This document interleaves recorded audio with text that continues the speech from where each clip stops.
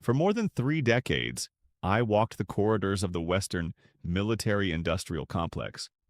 I sat in the classified briefing rooms. I analyzed the procurement data. I watched how the American war machine trains its pilots, how it engineers its weapons, and most importantly, how it actively buries its own critical failures. What unfolded in the skies above the Middle East over the last 48 hours is not an anomaly. It is not a stroke of bad luck. To anyone who has been paying analytical attention to the reality of modern warfare, this was an absolute inevitability. It is the cold, surgical, and strategically catastrophic validation of everything that the Pentagon's bureaucracy, defense contractors, and think tank apologists refused to admit until the burning wreckage made it impossible to hide. Let me give it to you straight without the political spin. A dozen Israeli F-35I Adir stealth fighters are gone. They were not merely damaged. They did not just abort a mission. 12 of the most expensive, highly classified combat jets ever created by human engineering were wiped from the sky by a coordinated barrage of Iranian-engineered surface-to-air missiles. Specifically, an integrated network utilizing the Sayyad-4B missile architecture. For years, the mainstream defense community mocked this exact threat. They told you, and they told the world, that a sanctioned nation could never threaten a fifth-generation fighter. Lockheed Martin and the U.S. Department of Defense sold this platform to Japan, the United Kingdom, South Korea, Poland, and Israel with an ironclad guarantee. The F-35's radar-evading stealth, combined with its sensor fusion and electronic warfare capabilities, made it effectively invincible against any regional adversary. Last night, that multi-billion-dollar promise was violently broken. Over the contested airspaces of Lebanon, Syria, and the northern approaches to Israel, elite strike packages of the Israeli Air Force, units that have operated with absolute impunity for decades, flew directly into a technologically brilliant trap. It was an engagement envelope prepared with a level of patience and predatory precision that leaves me, as a former military strategist, genuinely stunned. 12 aircraft, 12 highly trained crews, the immense classified combat experience housed within those cockpits, evaporated in a cascade of detonations that permanently rewrote the global balance of air power in a matter of minutes. And how has Washington reacted? With the exact same playbook they always use when reality shatters their multi-trillion-dollar narrative. Absolute, suffocating, cowardly silence. They are managing the PR crisis rather than facing the operational disaster. But we don't do silence here. Welcome to 24/7 Strategic Profile. I have never backed down from exposing the failures of the military establishment, and I won't start today. In this video, we are going to dissect exactly how a heavily sanctioned Middle Eastern nation developed a missile network capable of hunting the ultimate stealth fighter. We will expose why Washington is terrified to speak and what this catastrophic loss means for the entire global order. If you are here because you want the unfiltered truth that the mainstream media and the Pentagon refuse to broadcast, hit that like button, subscribe to 24/7 Strategic Profile, and let's dive into the classified reality. Before we get into the granular tactical breakdown of last night's engagement, we need to frame the crisis. There are 4 massive questions that the defense ministries in Tel Aviv and Washington are actively dodging right now. And frankly, as long as they control the press room, you will never get these answers. But on 24/7 Strategic Profile, we ask them loud and clear. Number 1, how did this actually happen technologically? 12 fifth-generation stealth fighters were systematically erased by a supposedly inferior air defense network. What specific engineering modifications in the Sayyad-4B architecture allowed it to bypass the $400 billion electronic warfare shield of the Joint Strike Fighter program? And why was the Western intelligence apparatus completely blind to the fact that this capability had reached operational maturity? Number 2, the paradigm shift. The Israeli Air Force has treated the skies of the Middle East as their personal playground since the 1967 Six-Day War. They have run F-35 sorties in this exact region for years without a scratch. So, what changed yesterday? How did Iranian engineers and IRGC operatives transform a permissive operational airspace into a high-tech killing field overnight? Number 3. The deafening silence from the United States. The White House and the Pentagon are not just taking a pause to gather facts, they are in lockdown. Having worked inside these systems, I can tell you exactly what this means. They are processing a Tier 1 strategic catastrophe. What covert actions is Washington taking behind this veil of silence to salvage the illusion of American air supremacy? Number 4. The impossible replacement. You cannot just print new F-35s. The assembly line in Fort Worth, Texas has a massive backlog. Losing 12 airframes is a generational blow to the IAF. But more importantly, what does this mean for every other U.S. ally from NATO to the Indo-Pacific who completely base their national defense strategies on the assumption that the F-35 cannot be shot down? If you rely on Western think tanks to answer these questions, you will be fed carefully sanitized propaganda designed to protect stock prices. Let's look at the actual engagement geometry. When I analyze the telemetry and the strike profile of what happened in that airspace, I don't see a lucky shot. A lucky shot is a rogue missile hitting an engine exhaust. What we witnessed was the lethal consequence of Western doctrinal stagnation colliding with a relentless, observant enemy. Let me walk you through the battlefield. The Israeli F-35 squadrons initiated their ingress using profiles that had worked perfectly dozens of times before. They flew at medium to high altitudes, utilizing predetermined corridors intended to drop precision-guided munitions on specific coordinates, followed by rapid egress routes that intelligence deemed cleared. The pilots were disciplined. The execution was by the book. But the intelligence that built that book was fatally flawed. What the IAF and their American intelligence partners missed was the terrifying geographic depth of the newly integrated air defense umbrella. Over a period of several months, not weeks, but months, Iranian technical advisors, Hezbollah operators, and IRGC radar specialists had quietly layered the battlefield. They did not turn on their active radars, they observed. In the military, we have a saying, predictability is the precursor to casualties. It doesn't matter if you're flying a biplane or a 100 million stealth jet. If you use the same ingress vectors, the same altitude blocks, and the same timing windows, a competent enemy will eventually map your digital shadow. Iran mapped the shadow. They watched the F-35's emissions. They tracked the faint atmospheric disturbances. They built an entire kill chain based purely on Israeli operational habits. When the strike packages crossed the threshold last night, the Sayyad-4B batteries were not reacting. They were waiting. They executed pre-calculated firing solutions against stealth jets flying exactly where Iran knew they would be. They did not fire 300 missiles in a blind barrage. It was a masterclass in layered, sequential engagement.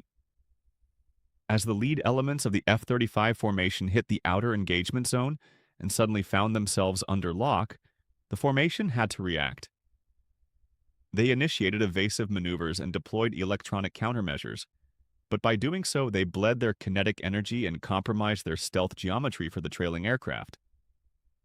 Because the missile batteries were geographically dispersed, dodging one threat put the Israeli jets directly into the optimal kill zone of the next battery. Electronic warfare suites, which are phenomenal at blinding a single radar site, became rapidly overwhelmed by synchronized multi-directional target painting. 12 jets went down, and here is the harshest truth. That number isn't 12 because the Iranian system maxed out. It is 12 because the Israeli mission commander made the desperate, correct call to abort the strike and pull the surviving elements out of the death trap. Had they pushed forward, they would have lost the entire wing. The debris fields are scattered across a vast geographic area. This proves it wasn't a single point of failure. It was an operational meat grinder designed specifically to butcher fifth-generation aircraft. To understand why this is a global emergency for the U.S. military, you have to understand the physics of the failure. And I promise to keep this accessible, but the technical details here on 24/7 Strategic Profile matter immensely. The entire premise of the F-35's invulnerability was based on a flawed intelligence assessment. The assumption that a heavily sanctioned nation like Iran, cut off from Western microchips, could never build a radar network dense enough to track stealth at scale. The Sayyad-4B system is the ultimate empirical destruction of that arrogant theory. Sayyad roughly translates to hunter, and its lineage is a fascinating mix of reverse-engineered Russian long-range missile theory, Chinese signal processing technology, and brilliant indigenous Iranian engineering. But the real magic, the reason it killed the F-35s last night, comes down to its guidance architecture. The F-35 is designed to defeat traditional ground-based tracking radars, primarily in the high-frequency X-band. Normally, a ground station has to bounce radar waves off a jet continuously to guide a missile to the target. Because the F-35 absorbs and deflects those waves, the ground station loses the lock and the missile flies blind. But the Sayyad-4B changes the rules of physics. It utilizes what we call an active radar seeker in its terminal phase. This means the missile is fired toward a general geographic box where passive sensors have predicted the F-35 will be. The missile flies silently for miles, but in the final seconds of the engagement, the missile turns on its own onboard radar. At that terrifyingly close range, the F-35's stealth coding is largely irrelevant. The distance is too short. The signal-to-noise ratio heavily favors the missile. The F-35 suddenly finds itself painted by an active radar just miles away, traveling at Mach 4. This isn't just an Iranian invention. The foundational knowledge came from decades of technical exchange with Moscow and Beijing. China provided the advanced algorithms capable of burning through the F-35's electronic jamming, while Russia provided the aerodynamic expertise. But the final product was distinctly Iranian, tailor-made for their specific geography and the exact threat profile of the Israeli Air Force. They employed strict emissions control. They kept their radars off to avoid alerting the jet's warning receivers. They used passive detection to build the track and only flipped the switch to active kill when it was mathematically impossible for the F-35s to escape. That is not just competence. That is lethality at the highest operational level. So why the silence from Washington? Why isn't the president at a podium? Why isn't the Secretary of Defense giving a press briefing? I have sat in crisis management meetings at the highest levels. The silence you are hearing is the sound of absolute institutional panic. The truth is radioactive, and Washington has made a calculated decision that a cover-up is less damaging than reality. Let me break down the two massive nightmares keeping U.S. generals awake right now. Nightmare 1. The procurement collapse. The Joint Strike Fighter program is the most expensive weapons project in the history of human civilization. We are talking about nearly $500 billion in development, with trillions more tied up in lifelong maintenance contracts. The United States has bullied, bribed, and convinced dozens of allied nations to buy this jet.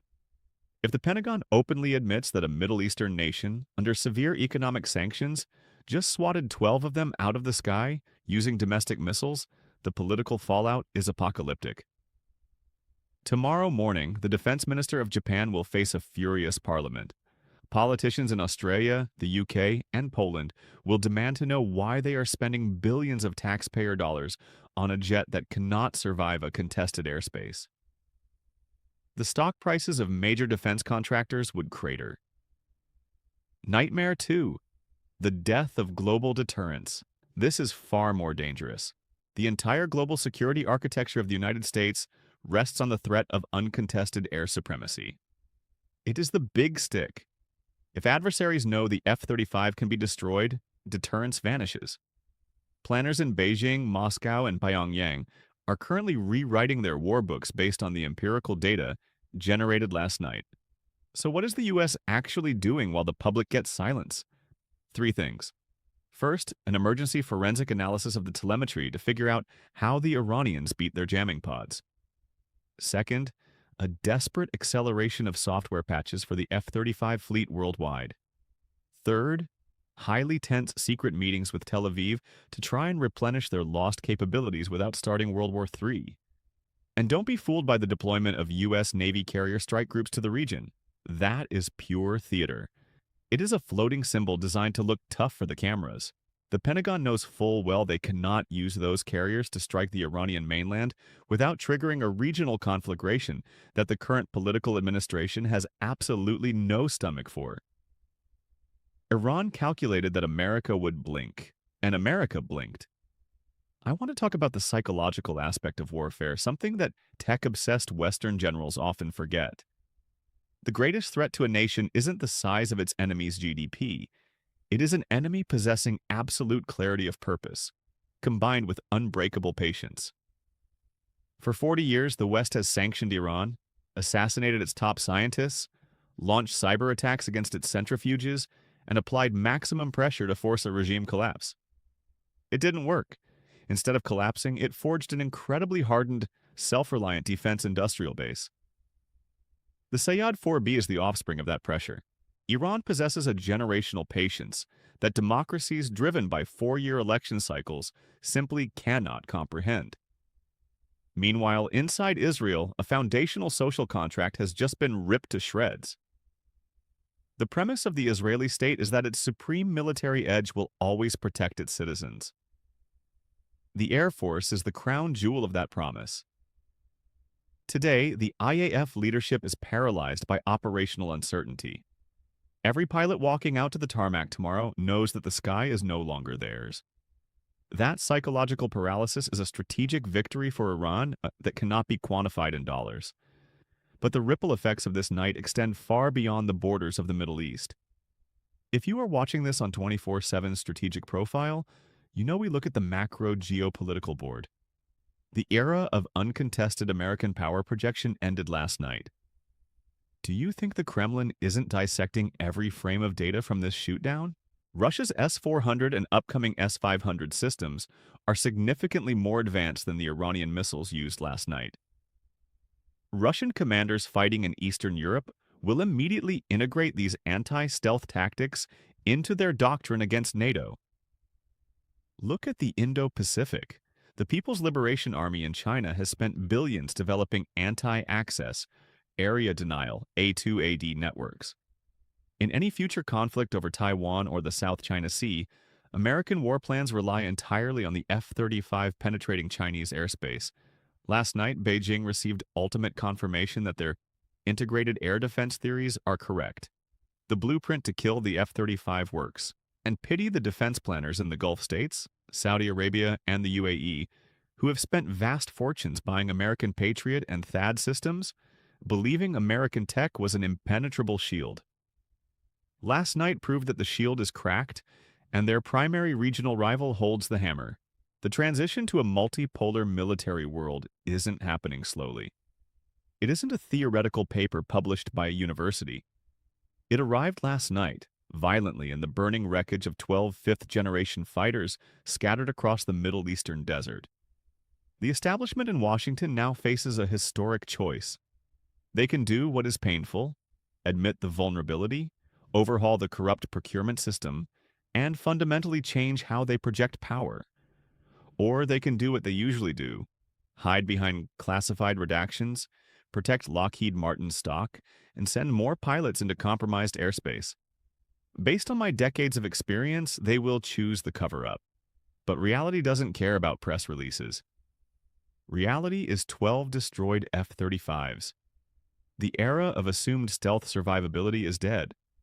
I've spent my life warning the establishment about the dangers of institutional arrogance.